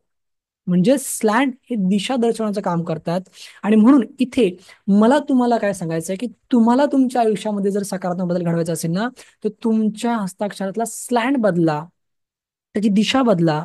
म्हणजेच तुम्हाला कुठली दिशा ठेवायची आहे, तर स्टेट, 3 नंबरची दिशा, स्टेट. म्हणजे आपल्याला ना वर्तमानात जगायचं, लक्षात घ्या. येते लक्षात, आपल्याला वर्तमानात का जगायचंय? कारण का वर्तमान हेच शाश्वत सत्य आहे.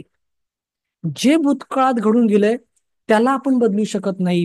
जे भविष्य काळामध्ये होणार आहे त्याला आपण बदलू शकत नाही. जे वर्तमान आहे त्याला सामोरं जाणं गरजेचं आहे. जर आपण वर्तमानाला प्रामाणिकपणे सामोरं गेलो तर यदा कदाचित भविष्यकाळ आपण बदलू शकतो. म्हणजे भविष्यात ज्या काही अडचणी येणार त्या आपण मात करू शकतो. पण जर वर्तमानाला आपण जवळ केलं तर, येते लक्षात. आणि म्हणून जर आपल्याला आपल्या आयुष्यामध्ये यशस्वी बनायचं असेल तर आपल्याला काय करायला लागेल? स्टेट, सरळ हस्ताक्षर काढणं गरजेचं आहे. ओके. सरळ हस्ताक्षर ज्या व्यक्तीचं असतं, ती व्यक्ती ना, काय म्हणतात त्याला आपण, हिंमतवान असते. ओके. ती व्यक्ती कुठलाही वादळ येऊ द्या आयुष्यामध्ये, कुठलंही संकट येऊ द्या, ती झुकत नाही. म्हणजे काय? ती हारत नाही, हार मानत नाही.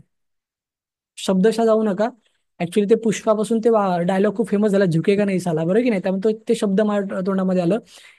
अर्थ इथे मला तुम्हाला हे सांगायचा, की ती व्यक्ती त्या आयुष्यामध्ये कितीही संकट येऊ द्या, ती हार मानत नाही. ती त्या संकटाला सामोरं जाते, त्या संकटाशी 2 हात करते आणि त्याच्यातून पण ती पुढे काय करते? प्रगती करते. इतकी क्षमता, इतकी ताकद त्या व्यक्तीमध्ये असते, जी व्यक्ती वर्तमानामध्ये जगते, जी व्यक्ती वर्तमानाचा विचार करते.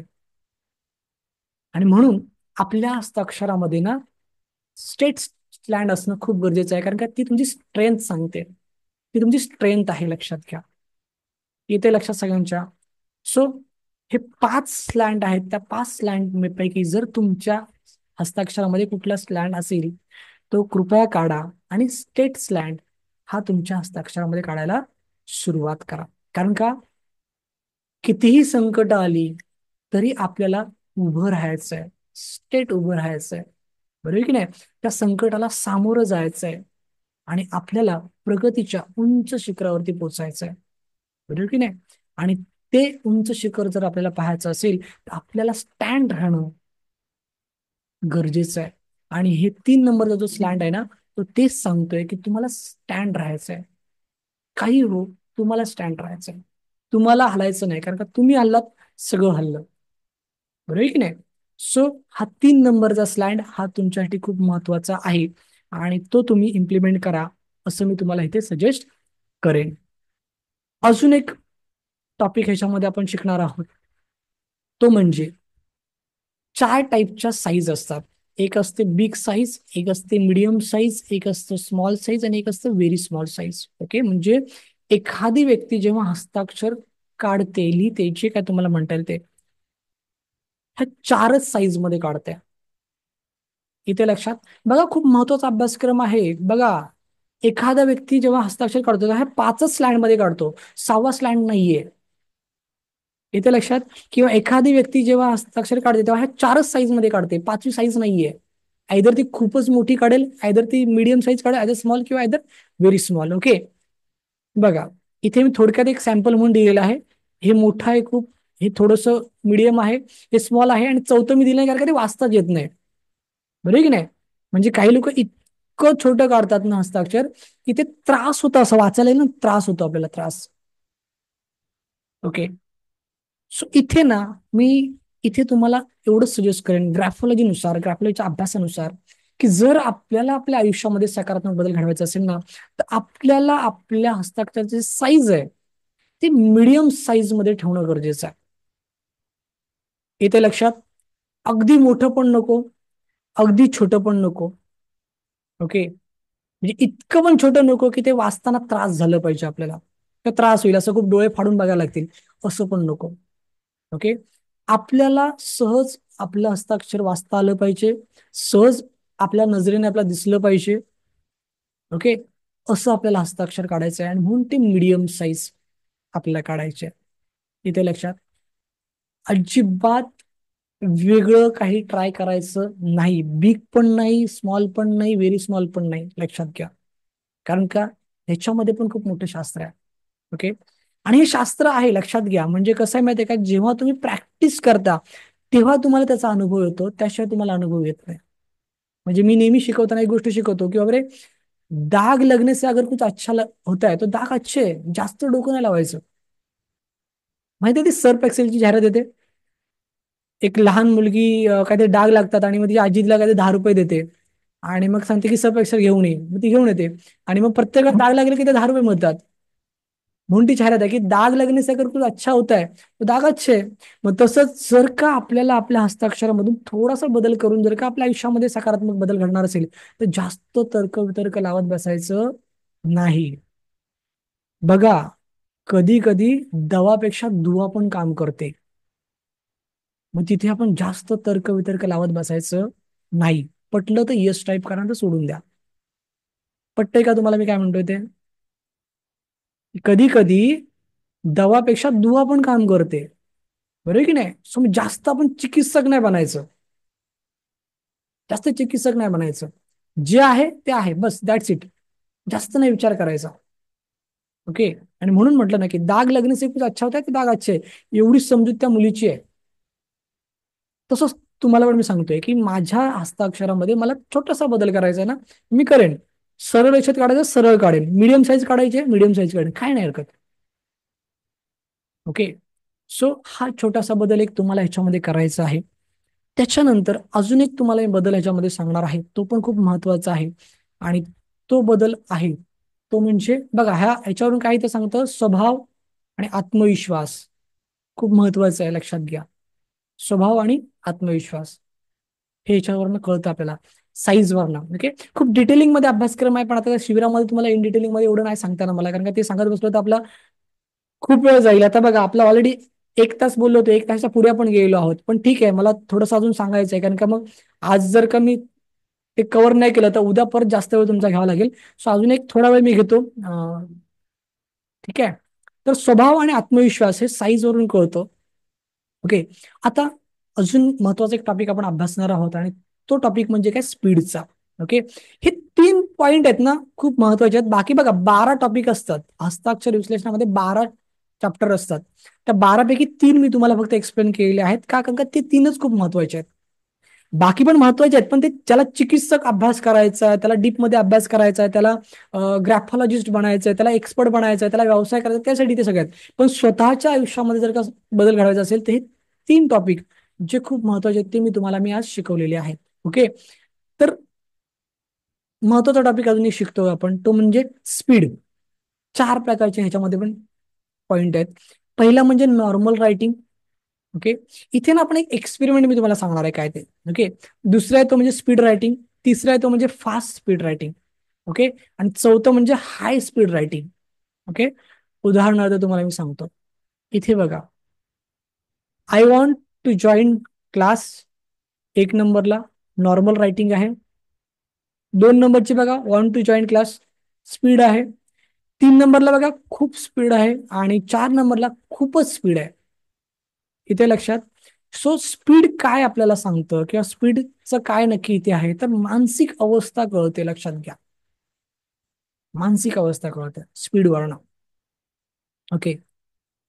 खूप मोठा अभ्यासक्रम आहे, लक्षात घ्या ह्याच्यामध्ये पण, ह्या स्पीडवरून पण आपण थोडक्यात तुम्हाला मी सांगतोय की तुम्हाला जर तुमच्या आयुष्यामध्ये सकारात्मक बदल घडवायचा असेल ना, ओके, तर तुमच्यासाठी नॉर्मल रायटिंग हा एक जबरदस्त उपाय आहे. कधीही लिहित असताना नॉर्मल रायटिंगनी लिहायचं. Okay. Speed writing, fast speed writing किंवा हाय स्पीड रायटिंगनी लिहायचं नाही. ओके. बघा, तुम्हाला मी एक्सपेरिमेंट सांगतो. मानसिक अवस्था ही कशी कळते, तर बघा, जेव्हा आपण स्पीडने लिहितो तेव्हा बघा आपण ना घाईमध्ये असतो म्हणून स्पीडमध्ये लिहितो. इथे लक्षात. म्हणजेच आपल्या मनामध्ये काय खूप विचार आहेत, चंचलता आहे, घाई आहे, आणि म्हणून आपलं हँडरायटिंग काय होतं, फास्ट होतं. म्हणजे रस्त्यात एखादा मित्र आपल्याला भेटतो आणि त्याला आपण म्हणतो की अरे कसा आहेस, बरा आहेस ना, ओके ठीक आहे, मला तुझा नंबर दे किंवा पत्ता दे, मी तुला नंतर कॉल करतो किंवा नंतर भेटतो. आणि मग घाईत असतो आपण किंवा तो घाईत असेल, तर तो घाईत लिहिताना बघा आपलं हँडरायटिंग कसं असतं, आणि जेव्हा आपण नॉर्मल असतो तेव्हा आपलं हँडरायटिंग कसं असतं बघा. फरक जाणवेल तुम्हाला. म्हणजे काय, जेव्हा आपण नॉर्मल असतो तेव्हा आपलं हँडरायटिंग हे चांगलं येतं, वाचण्यायोग्य असतं. आणि जेव्हा आपण घाईत असतो तेव्हा आपलं हँडरायटिंग स्पीडली होतं. म्हणजेच काय, आपली मनाची अवस्था बदलली की आपलं हँडरायटिंग बदलतं. येतं लक्षात. म्हणजे मला इथे काय तुम्हाला सांगायचं आहे की मानसिक अवस्था ही बदलली जाते आपल्या हँडरायटिंग वरनं, किंवा समोरच्या व्यक्तीची मानसिक अवस्था तुम्हाला कळते हँडरायटिंग वरनं. ओके. मग ती मराठी असो, हिंदी असो, इंग्लिश असो, बघा सेम हेच मराठीला पण लागू होतं. ओके. म्हणजे ह्यातला प्रत्येक टॉपिक आहे ना मराठीला पण लागू होतं. म्हणजे मी थोडक्यात तुम्हाला सांगतो, थोडस रिवर्स जातो. सेम मी इथे इंग्लिशमध्ये घेतलं, पण काही नाही, मराठी शब्द असेल तर तो पण त्याच 5 स्लँड मध्ये येईल. मराठी लँग्वेज किंवा हिंदी लँग्वेज काही वेगळं लिहित नाही. इथे लक्षात मी काय म्हणतोय ते, ते पण 5 स्लँड मध्येच लिहितात. ओके. किंवा मराठी लँग्वेज जरी असली तरी पण साईज तीच आहे. ह्या 4च साईज आहेत, 5वी साईज नाहीये. इथे लक्षात मला काय म्हणायचं आहे ते.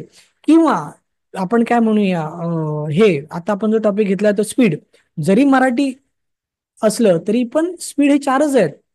So language doesn't matter, formula is most important. बघा मी काय सांगतोय ते, language doesn't matter, formula is most important. म्हणजे मी मराठी मीडियम मध्ये शिकलो काय, 1+1=2च होणार आहे.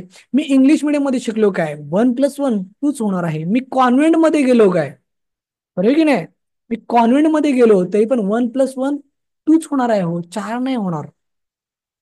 So तसंच क्रॅफॉलॉजीचे फॉर्म्युले फिक्स आहेत. तुम्ही मराठी लँग्वेज इन करा, तुम्ही हिंदी लँग्वेज इन करा, तुम्ही इंग्लिश लँग्वेज इन करा, तुम्ही गुजराती इन करा, तुम्ही कुठली पण इन करा, फॉर्म्युला सेमच असणार आहे, फॉर्म्युला वेगळा नसणार आहे. अहो सोपं शास्त्र आहे ते, फक्त सांगतोय काय, आपल्यापर्यंत ते पोहोचले म्हणून आपल्याला माहिती नाहीये. येते लक्षात. तुम्हाला एकदा ते फॉर्म्युले कळले ना, बस, साधं सिंपल आहे. ओके. स्लँडिंग किती, 5, साईज किती, 4, स्पीड किती, 4, असे प्रत्येक याच्यामध्ये काय असतात, टॉपिक असतात. आणि ते तुम्हाला इथे जेव्हा तुम्ही शिकता तेव्हा तुम्हाला डेफिनेटली खूप काही गोष्टी कळतात. ठीक आहे. तर आपण पॉईंट येऊ की हे 4 स्पीड मध्ये तुम्हाला कुठली करायची आहे, नॉर्मल रायटिंग वरती तुम्हाला इथे काय करायचं आहे, लिहायचं आहे. की जेणेकरून आपल्याला आपली मानसिक अवस्था काय शिकायला पाहिजे, स्टेबल पाहिजे. इथे लक्षात.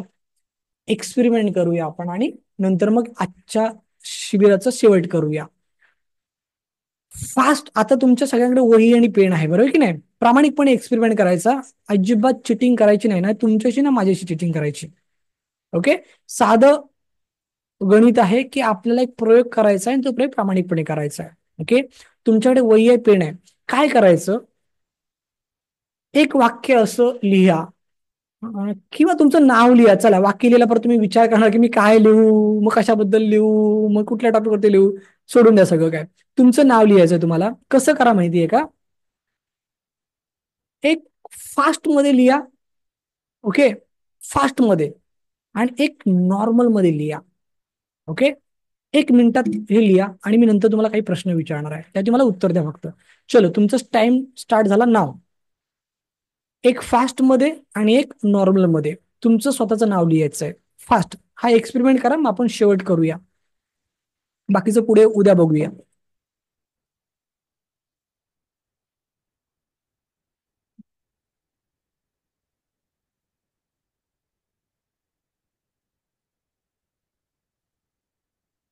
कुठल्या लँग्वेज मध्ये लिहा हो, मराठी लिहा, इंग्लिश मध्ये लिहा, उर्दू मध्ये लिहा, काही प्रॉब्लेम नाहीये. कुठल्याही लँग्वेज मध्ये लिहा, फक्त लिहा. येस, बघूया किती लोक लिहितात ते.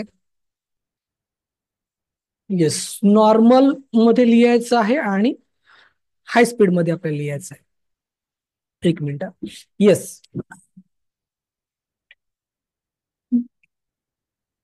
चला, बऱ्यापैकी लोकांचे मेसेज आलेत की येस डन म्हणून. ओके, आता एक प्रामाणिकपणे मला प्रश्न विचारायचा आहे की जेव्हा फास्ट स्पीड मध्ये तुम्ही लिहित होतात, तेव्हा तुम्हाला तुमच्या मनाचा आढावा घेता येत होता का? Yes or no? Yes or no? किंवा तुमचं मानसिक स्वास्थ्य स्थिर होतं का जेव्हा तुम्ही स्पीडली लिहित होतात? तेव्हा तुमचं मानसिक स्वास्थ्य स्थिर होतं का? Yes or no? काय सांगा. जेव्हा तुम्ही स्पीडली लिहित होता तेव्हा तुमचं मानसिक स्वास्थ्य, तुमचं मन म्हणा, तुमचं अंतर्मन म्हणा, स्थिर होतं का? येस ऑर नो मध्ये टाईप करायचंय. प्रामाणिकपणे उत्तर द्यायचंय, अगदी प्रामाणिकपणे. आपल्याला काही इथे हे नाहीये. येस. येस. सगळ्यांचे मेसेज येतात की नो नो नो नो. काही 1-2 लोकांचे फक्त म्हणतात की येस. ओके, ठीक आहे. काही लोकांचे, बऱ्यापैकी 90% लोकांचे नो मेसेज येतात. ओके, काही एक 4-5 लोकांचे आहेत की येस म्हणून. ओके, मी पुन्हा प्रश्न करतोय की जेव्हा तुम्ही स्पीड रायटिंग केलात तेव्हा तुमचं मानसिक स्वास्थ्य स्थिर होतं का? Yes or no? हा माझा प्रश्न आहे. ओके, प्रामाणिकपणे उत्तर द्या. आपण पुढच्या 5 मिनिटांमध्ये शेवट करतोय. मलाही माहिती आहे वेळ जास्त राहिली आहे, पण माझा प्रामाणिक प्रयत्न आहे की तुमच्या वेळेची किंमत तुम्हाला मिळावी. मागून मला शिव्या नाही भेटल्या पाहिजे की अरे काय शिबिराला आम्हाला जॉईन केलं, काही शिकाय नाही भेटलं, बरोबर की नाही? म्हणून माझा प्रामाणिक प्रयत्न आहे. येस. चलो, बऱ्यापैकी सगळ्यांचे उत्तर आलेत नो. आता माझा दुसरा प्रश्न की जेव्हा तुम्ही नॉर्मल रायटिंग केलं तेव्हा तुमचं मानसिक स्वास्थ्य स्थिर होतं का? Yes or no? Yes or no? जेव्हा तुम्ही नॉर्मल रायटिंग करायला गेलात तेव्हा तुमचं मानसिक स्वास्थ्य स्थिर होतं का? Yes or no? Fast. Yes. खूप लोकांचे मेसेज येतात की येस म्हणून.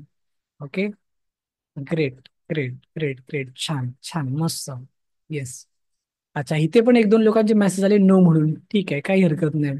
ओके, पण बऱ्यापैकी 90% लोकांचे मेसेज आहेत की येस करून. ओके, सो काय माहितीये का, हेच तर गुपित आहे ह्या शास्त्राचं, ह्या अभ्यासक्रमाचं. ओके, की हे खरंच अभ्यासक्रम आहे ना, इंटरेस्टिंग आहे, वास्ट आहे, मोठा आहे. पण विश्वासाने ते करणं, प्रामाणिकपणे त्याच्यामध्ये इन्व्हॉल्वमेंट देणं, ही खूप गरजेची बाब आहे. बघा, तुम्ही प्रामाणिकपणे ज्या ज्या लोकांनी इन्व्हॉल्वमेंट दिले त्यांना रिझल्ट आला लगेच की हो सर. स्पीडली लिहित असताना मानसिक स्वास्थ्य स्थिर नव्हतं, चंचल होत असतील, म्हणजे काही कळतच नव्हतं, बस लिहून गेलो. पण जेव्हा नॉर्मल रायटिंग केलं तेव्हा मात्र स्थिरतावर झालो, किंवा तिथे पूर्ण लक्ष लिहिण्यावरती होतं, किंवा कॉन्सन्ट्रेशन माझं चांगलं होतं. म्हणजे थोडक्यात काय, इथे एकच गोष्ट लक्षात ठेवा की ग्रॅफॉलॉजी हे शास्त्र आहे, त्याचा अभ्यास आहे, त्याचे रिझल्ट आहेत. पण त्याचा प्रामाणिकपणे अभ्यास हा खूप गरजेचा आहे, बरोबर की नाही? सो हे आपल्याला समजून घेणं ही काळाची गरज आहे. ओके, आता तुम्हाला हा टॉपिक समजला स्पीडचा. ओके, ह्याच्यामधला एक्सपेरिमेंट पण तुम्हाला समजला की आपण काय केलं, हा एक्सपेरिमेंट केलाय. सो आता तुम्हाला कळलं की तुम्हाला तुमचं मानसिक स्वास्थ्य जर चांगलं ठेवायचं असेल तर मला सांगा, कुठलं हँडरायटिंग योग्य आहे तुमच्यासाठी? या चारपैकी 1, 2, 3, 4 मला फक्त नंबर टाईप करून पाठवायचा आहे की जर तुम्हाला तुमचं मानसिक स्वास्थ्य चांगलं ठेवायचं असेल तर ह्या चारपैकी तुम्ही कुठलं हँडरायटिंग करणार? 1, 2, 3, 4, फास्ट. बघा किती लोकांना विषय समजला, कारण की ह्या तुमच्या उत्तरावरून मला तुमचा विषय कळेल, कळला की नाही ते. Yes, great great great. चला, म्हणजे माझा हा 1 सव्वा तास सार्थकी लागला असं मी म्हणायला काय हरकत नाहीये, कारण का सगळ्यांचे मेसेज आले की 1 नंबर. ओके, म्हणजे थोडक्यात काय की आपल्याला आपलं मानसिक स्वास्थ्य जर का शांत ठेवायचं असेल, चांगलं ठेवायचं असेल, स्थिरतावर ठेवायचं असेल, तर आपल्याला आपलं नॉर्मल हँडरायटिंग हे खूप गरजेचं आहे. येते लक्षात? आणि ते नॉर्मल हँडरायटिंग कसं असलं पाहिजे? मीडियम साईज मध्ये असलं पाहिजे. आणि कसं असलं पाहिजे? स्टेट स्लँड मध्ये असलं पाहिजे. येते लक्षात? स्टेट स्लँड, नॉर्मल साईज आणि नॉर्मल रायटिंग, ह्या अतिशय महत्वाच्या 3 गोष्टी तुम्हाला सगळ्यांना ध्यानात ठेवायच्या आहेत. आणि त्याच गोष्टी आपल्याला काय करायच्या आहेत? इम्प्लिमेंट करायच्या आहेत. ओके, सो तुम्ही जो कॉलम ठेवलाय ना, आयडियल हँड रायटिंग, बरोबर की नाही? ज्या ज्या लोकांनी केलंय ते त्यांना माहिती असेल की त्यांना तुम्ही सुरुवातीला काय सांगितलं होतं तुम्हाला, की तुमचं नाव लिहा, तुमचं सध्याचं हँडरायटिंग लिहा, आणि खाली आयडियल हँडरायटिंग मध्ये काय करा तुम्ही, कॉलम ओपन ठेवा. तर तुम्हाला आता काय करायचंय ना, जे तुम्ही वरती लिहिलेत तेच तुम्हाला तुमचं आयडियल हँडरायटिंग मध्ये लिहून काढायचंय. म्हणजेच त्या आयडियल हँडरायटिंग मध्ये तुम्हाला काय काय वापरायचं आता, तर तुम्हाला हे वापरायचं सगळं की तुमचा स्लँड चेंज करायचा आहे.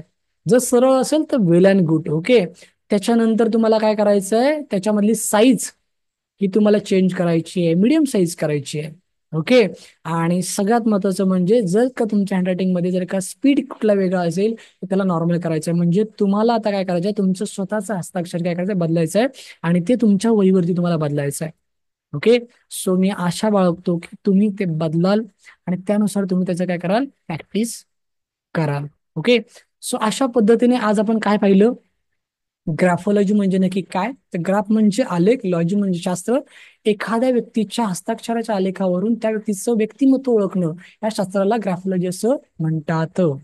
आणि अजून पुढे जाऊन मी तुम्हाला काय सांगितलं, की ग्राफोलॉजी म्हणजे दुसरं काहीच नसून तर ते एक समुपदेशन करण्याचं माध्यम आहे. ओके, म्हणजेच एखाद्या व्यक्तीच्या हस्ताक्षरावरून त्या व्यक्तीच्या मानसिक स्थितीचा आपल्याला अंदाज येतो, आढावा घेता येतो, त्याची मानसिक स्थिती आपल्याला अभ्यासता येते, आणि त्याच्यावर आपण त्याचं काय करू शकतो, समुपदेशन करू शकतो. मग ह्या ग्राफोलॉजीचा परिचय काय, तर ते कुठून आलं, जर्मन मधून आलं, कधी आलं, कोणी आणलं, काय काय ते सगळं मी तुम्हाला त्याच्यामध्ये काय केलं, एक्सप्लेन केलं. ओके, त्याच्यानंतर त्याचे 2 विभाग कुठले, तर हस्ताक्षर आणि स्वाक्षरी. आणि मग हस्ताक्षरच पहिला का, स्वाक्षर दुसरं का, ह्याच्यावरती आपण बरंचसं काय काय डिस्कशन पण केलं, बरं की नाही? आणि चौथं आपण बघितलं की ह्याचं रहस्य काय. ओके, सो ते रहस्य पण आपण बघितलं की कुठलीही व्यक्ती 3 माध्यमातून व्यक्त होते, आणि ती 3 माध्यमं कुठली आहेत ती पण आपण अभ्यासली. आणि मग आपण पहिलं बघितलं काय, हस्ताक्षर. ओके, आता उद्या आपल्याला काय अभ्यासायचंय, स्वाक्षरी, आणि पुढचे सगळे टॉपिक की त्याच्यामध्ये व्यवसाय संधी कशी आहे, आणि धन्यवाद. ओके, सो उद्याचा इंटरेस्टिंग टॉपिक आहे की स्वाक्षरीचा, कारण का जसं आपण मगाशी बघितलं की आपण 10वीला आल्याच्या नंतर प्रथमतः आपण काय केलं, स्वाक्षरी केली. म्हणजे मी तरी, त्याच्या अगोदर स्वाक्षरी माहिती नव्हती काय. ओके, आणि ह्या एवढ्याशा स्वाक्षरीमध्ये इतकं काय असेल हे पण कोणाला कधी स्वप्नातून वापरलं नव्हतं. तर त्याच्यावरती अभ्यास करायचा आपल्याला. ओके, सो आपण इथे थांबायला काही हरकत नाही, पण आजचं सेशन कसं वाटलं, ओके, याच्याबद्दल जर का कोणी अभिप्राय दिलात तर मला आवडेल. भले तुम्ही टायपिंग करून नंतर मला व्हॉट्सअपला पाठवा, काही हरकत नाहीये. ओके, आणि आज तुम्ही वेळात वेळ काढून हे शिकायला इथे उपस्थित राहिलात त्याबद्दल मी तुम्हाला सगळ्यांचे आभार व्यक्त करतो, कृतज्ञता व्यक्त करतो, आणि एक आशा व्यक्त करतो की उद्या देखील इतक्या संख्येने तुम्ही काय कराल, सहभागी व्हाल, आणि हे शास्त्र तुम्ही शिकाल, आणि स्वतःच्या आयुष्यामध्ये त्याचा काय कराल, बदल घडवाल, आणि नक्कीच ज्ञानी बनाल, यशस्वी बनाल, अशी मी आशा व्यक्त करतो. आणि इथे मी तुम्हाला सगळ्यांची काय करतो, रजा घेतो. ओके, सो आज आपल्याला कुठलाही प्रश्न उत्तर घ्यायची नाहीयेत. आपलं प्रश्न उत्तर सेशन उद्या असणार आहे, त्यामुळे आज कोणी काही प्रश्न उत्तर विचारायचे नाहीत, कारण का उद्या आपल्याला तेच आहे, कारण उद्या आपल्याकडे इतर टॉपिक नाहीयेत. बघा, आज 5 टॉपिक आपण कव्हर केलेत, उद्या फक्त 3च टॉपिक असणार आहेत. So, उद्या मी त्याच्यावरती काय करणार, ते प्रश्न उत्तरावरती जास्त बोलणार आहे. ओके, सो उद्या आपण सुरुवात करूया स्वाक्षरी विश्लेषण आणि इतर काही गोष्टींना. ओके, सो तत्पूर्वी मी तुम्हाला सगळ्यांची रजा घेतो, आणि पुन्हा एकदा सगळ्यांचे आभार व्यक्त करतो, कृतज्ञता व्यक्त करतो, आणि उद्या सगळ्यांना भेटण्याची विनंती करतो. आभारी आहे, आभारी आहे, आभारी आहे. धन्यवाद.